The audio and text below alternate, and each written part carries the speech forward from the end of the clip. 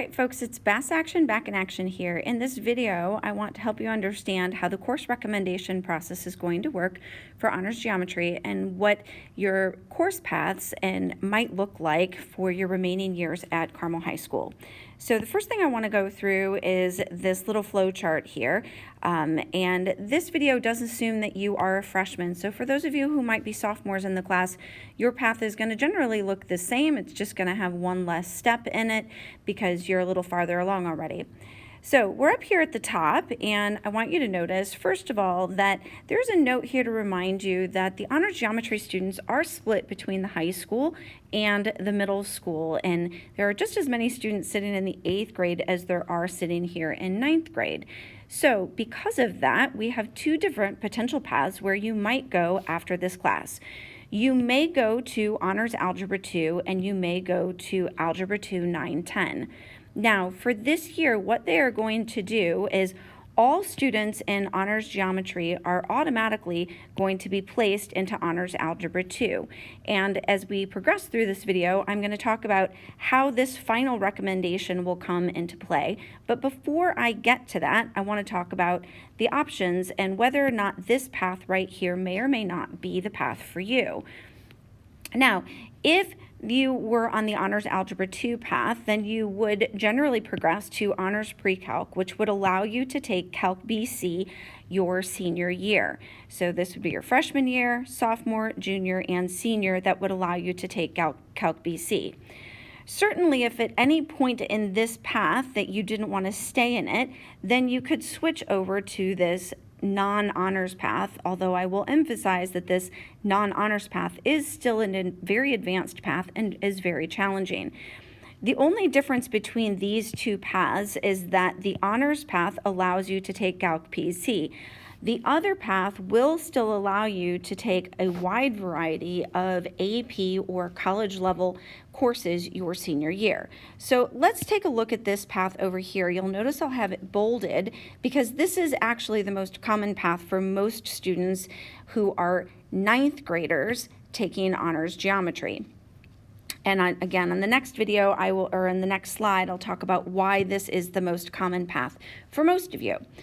I will just say before I get there, the main reason is most students don't need Calc BC, so the rigor of this honors path is actually not something that most of you will ultimately need. So from Honors Geometry, if you are a freshman, you could take Algebra 2 9-10 that you'll notice is still an advanced class. It is still a group of students who are advanced and farther along in their path. Then your junior year, you will take Pre-Calc Trig, which is an extremely challenging course. There is another level of Pre-Calc below this one, but I don't think most of you will actually end up in that class.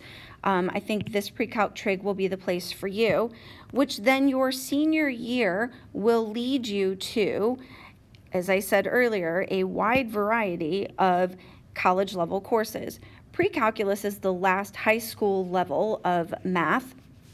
So after that, all the classes that you would take would all be college level. And what you will do when you get closer to that time is you will choose which course is the one that would be for your college major. What some of you are going to discover is calculus is actually not something that you'll need. So some of you may just end up taking, let's say, statistics, which is why earlier I said Calc BC is a class that many of you are not ever going to need, in which case this honors path may not be a path that's actually going to be of value for you. And this path will be the better place for you to go. Now, if you are still thinking that this honors path is the path for you, then in the next slide, we're going to talk about how you would actually get that recommendation from me or one of the other honors geometry teachers. Again, all students are automatically going to be placed into this Honors Algebra 2. I will adjust these recommendations as the year progresses, but you at any point could choose to not take that. So I'll talk about that on this next slide. So let's take a look at that slide. In order to get an Honors Algebra 2 recommendation, it is a 3-step process for us. So the first step here is just looking at your behavior and your work ethic, and how you are working in just honors geometry in general. So we're going to look at your behavior, and we're looking for some main characteristics.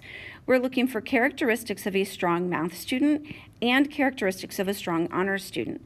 Strong math students in general regularly come prepared to class. You have all of your stuff, you've got your notes, you've got your supplies. You are willing to ask questions before you're completely lost. Everyone's going to have a point where they're going to struggle, but instead of waiting until you're completely and totally lost, you are more proactive about that. So we're looking for proactive students in their learning. You do all of your homework questions, and you don't skip things because, oh, they seem too easy or they seem too hard. You consistently check your answers to verify that you know that you did it correctly. And again, back to that being proactive, you seek out extra practice when necessary. Now, a strong honors student has some additional characteristics. We're looking for students who really enjoy challenges. You enjoy learning, just the love of learning and problem solving. You can work in groups or you can work independently. Your focus is on learning the math and not just trying to get a particular grade. When the grade is the main focus, then the honors courses tend to be even more difficult because you're very distracted by that. A good topic in geometry to help you get a feel for whether or not that Honors Algebra 2 is a place for you is whether you like this blending. There are many places where we blend our algebra and geometry, like our coordinate geometry proofs that we've been doing here in Chapter 5, and then or 3, and we'll do again in Chapter 5. If this is an enjoyable part for you, then the Honors Algebra 2 might be a place for you. If this section has been extremely difficult for you or it's really not very fun for you, then that class might not be fun for you either. Also, grade setbacks shouldn't be seen as a setback, but should instead be seen more as a motivator to improve. These are all characteristics that we look for as the year progresses. Now, the two other things that we will do in trying to determine whether we feel that Honors Algebra 2 will be a good fit for you as a math student is we are going to be looking for you to consistently be earning A's. We understand that there might be some places where you stumble a little bit, and that's normal, but in general, you should consistently be earning A's. And then there will be some very particular chapters that we will focus on and to be looking at your algebra skills as an indicator of how successful and comfortable you will be in that other class. The last thing that we will look for is if you are still interested in Honors Algebra 2, everybody will be taking an Algebra 1 skills test right around spring break. You must earn a minimum of 80% on that Algebra 1 skills test to earn the recommendation from us for Honors Algebra 2. Without all three of these characteristics, you will not get a recommendation from us, and you could certainly waive into Honors Algebra 2, understanding that if you choose to take a class against our recommendation, then you would have to stay in that class no matter how it goes. Now, the thing that I want to emphasize again is that the honors path is not necessarily one that many of you are going to need, and it's really important that you choose a class that you're going to truly enjoy. And if after listening to this video, you're pretty confident already that Honors Algebra 2 is not the place for you, when you meet with your counselor, you will just simply tell them, I do not want to take Honors Algebra 2, and they will automatically switch your recommendation to the Algebra 2 9-10, and you will be good to go, in which case, when we get to the spring, if you do not want to take that skills test because you've already switched it, you do not need to.